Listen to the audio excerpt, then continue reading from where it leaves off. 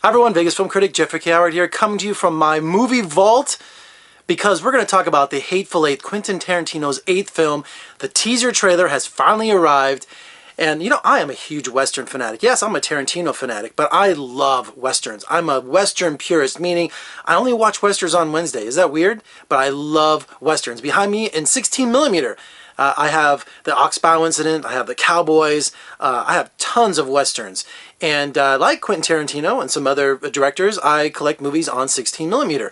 And I had the pleasure of meeting Tarantino over the years, talking about Kill Bill and some other films, and we talked about collecting 16mm films. There's something in this digital age, there's nothing like getting some friends over and watching a movie on film with the film clacking through the gate, and it's just an amazing experience. So anyway, and that's what's really cool. All that transfers over to Hateful Eight because Quentin Tarantino is a purist. He owns the Beverly Cinema in LA, where they're only showing, you know, film-based projections, you know, nothing digital. So he's a purist when it comes to film, and I so admire that because the transfer to digital has happened so quickly.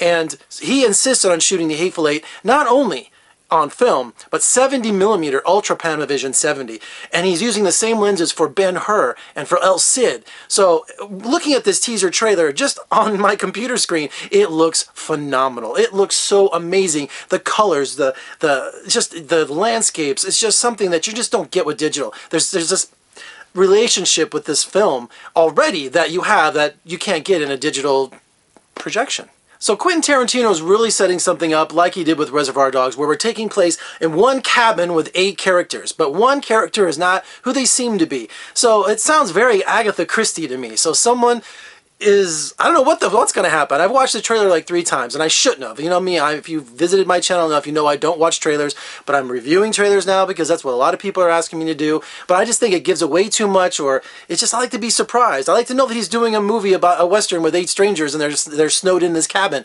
And but that's about it. But you know, I watched it a couple times, and I love Kurt Russell. He is just amazing. He's the Hangman, and Samuel L. Jackson, and Michael Madsen, and Bruce Dern, and Walter Goggins. Oh my gosh, it's just, who else is in this movie? I got Walton Goggins, who's like, he's almost like the Harry Carey of Westerns, or modern day Harry Carey. He's always a sidekick, but man, he has been in some incredible Westerns. And Tim Roth, how could I forget Tim Roth? So someone is not who they seem to be. So when you watch this teaser trailer, we're going to be locked in this cabin. We're going to have cabin fever along with everybody else.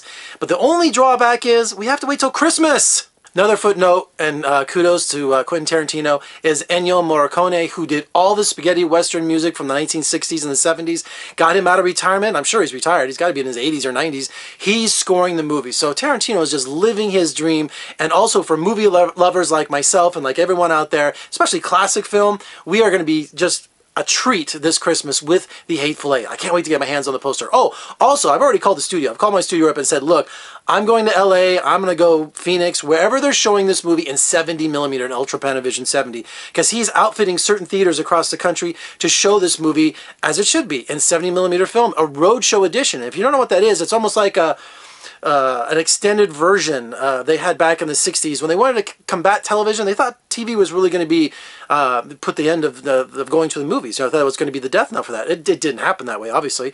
But they tried to do bigger and better at the beginning to get people back into the theaters instead of staying home and watching I Love Lucy and Dick Van Dyke and all those shows. And what they did was they created a roadshow version, which means that they had opening music, and they had intermissions. They had all kinds of things to make it like a really big night out, like if you were at a Broadway show or something like that. So he's doing a roadshow edition in 70mm in projection. It's going to be digital, I think. I don't know. He's kind of stubborn, you know. But this has been a really incredible ride. I mean, the urban legend around this film, from his first draft was leaked and he got freaked out by it and started pointing fingers, said, I'm not doing this, I'm leaving movies forever. And then he read it with the cast to a live audience. Can you imagine being in that audience, seeing a table read of this movie with all the stars? Oh, gosh. I need to move to LA. All right, Hateful Eight, I cannot wait to see it. The trailer looks amazing. If you're a Western fanatic like I am, you're going to just go crazy. And, you know, I think he's going to make 3 films that are Westerns. I think that's what Tarantino said. To be a real director, you have to have 3 Westerns on your belt. So we have Django Unchained, now we have Hateful Eight. I wonder what the next one's going to be. All right, for more reviews and interviews, just surf on over to my website at vegasfilmcritic.com. Also, head over to iTunes, check out my podcast. Is that still I sound excited? Because I am excited. And if you like what you see here, please comment below. What's your favorite Western? You know, I can never choose, but I have a few. Do not say Shane. Please do not say Shane.